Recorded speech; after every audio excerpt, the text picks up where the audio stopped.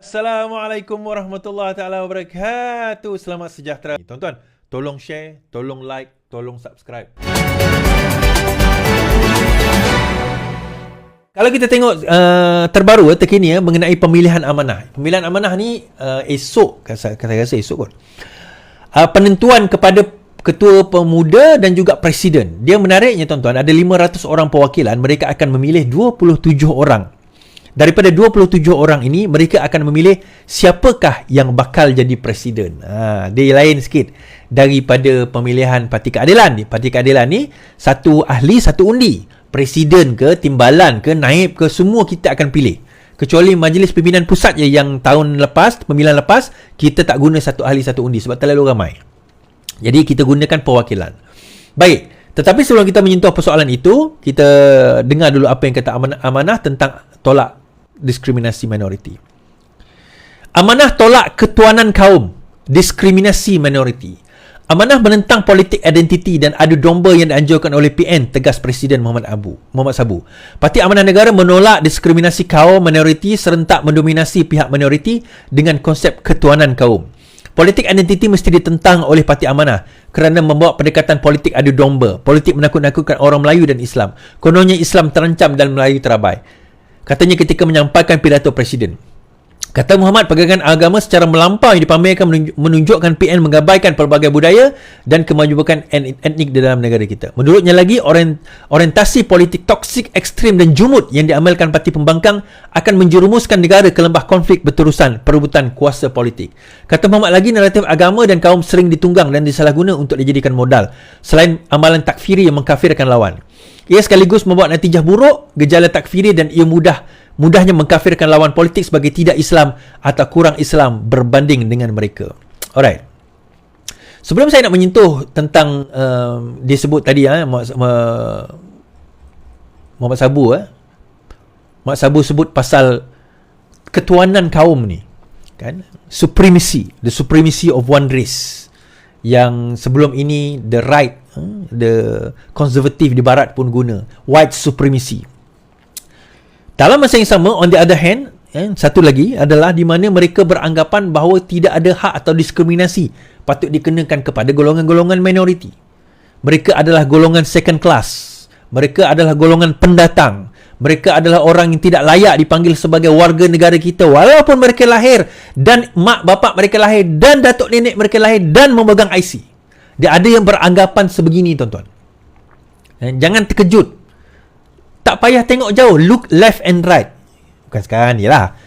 Tanya dalam WhatsApp group. Tanya left and right. Apa? Dia orang tak cakap macam tu. Dia orang tak kata, oh kita tak beranggapan China, India macam tu. Dia tak kata macam tu. Tetapi daripada bahasa dia, kita tahu kalaulah dia orang berkuasa, hancurlah Islam, habislah orang Melayu. Itu ayat dia.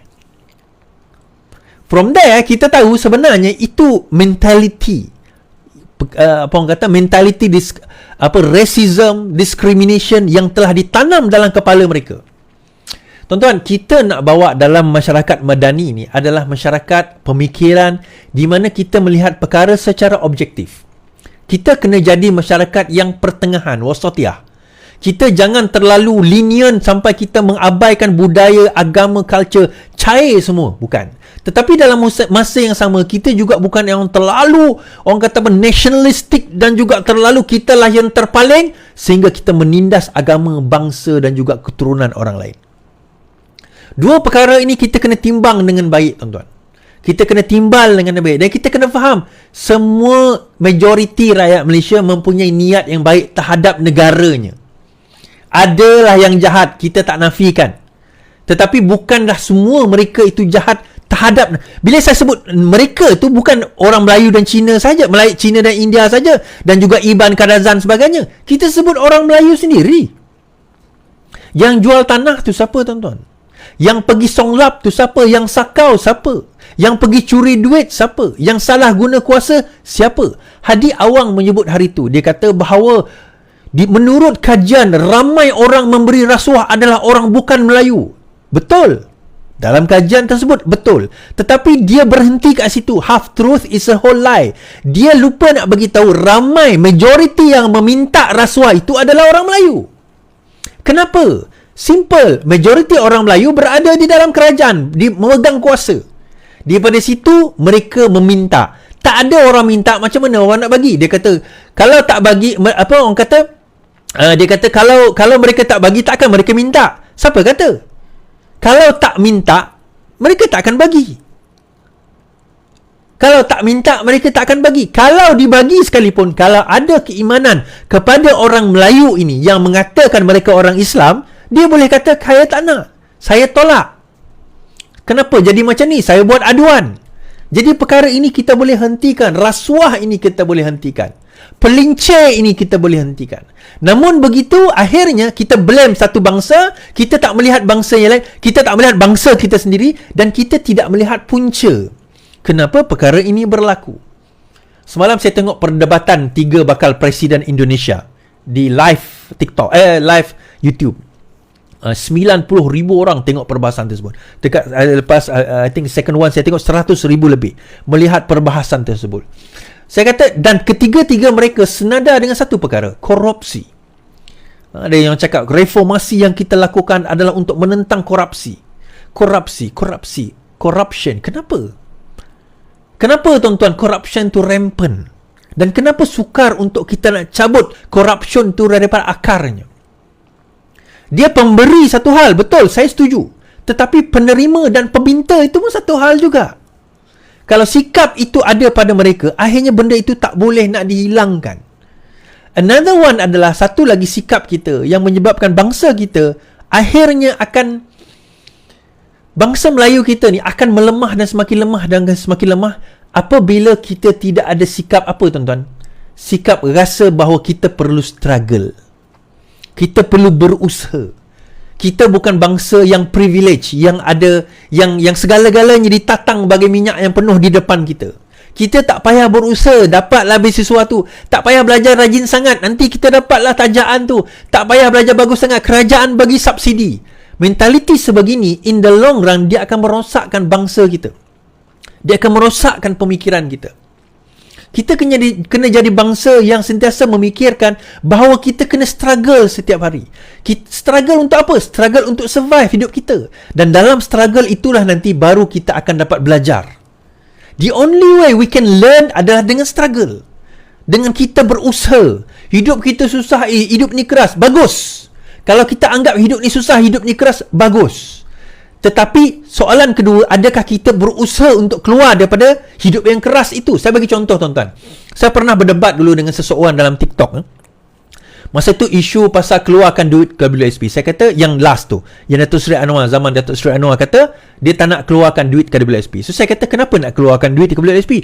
Saya susah, saya menderita, saya macam ni macam tu, perlu keluar untuk tolong bantu saya. Mana kamu tahu kamu orang senang? Saya kata, macam mana kamu tahu saya orang senang?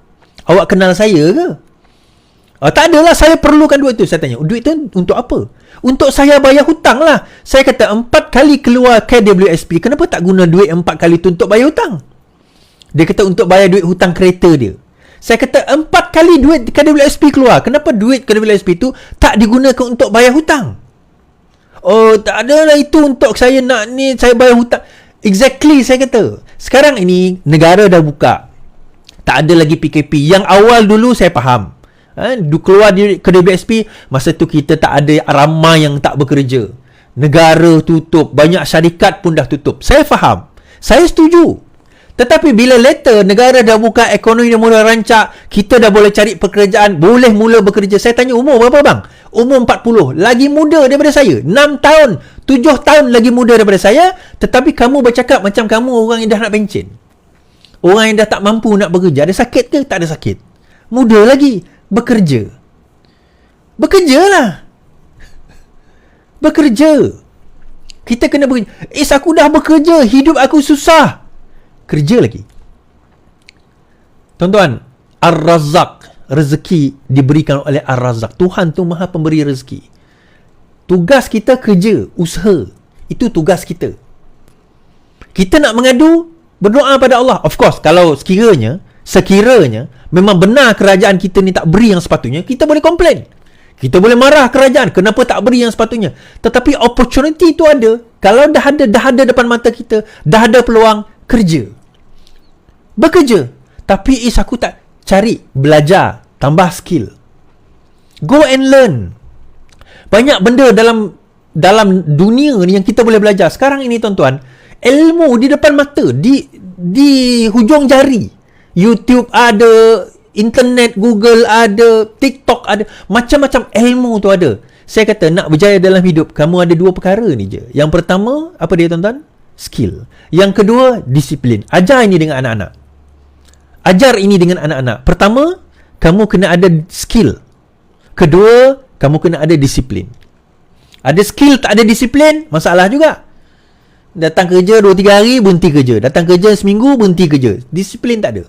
Ada disiplin, tak ada skill, bolehlah nak belajar. Tapi masalah juga sebab tak nak belajar. So, keep on learning. Acquire new skill. Belajar skill yang baru. InsyaAllah, kita boleh berjaya. Mungkin kita tak jadi kaya raya pun, tetapi kita tak hidup susah.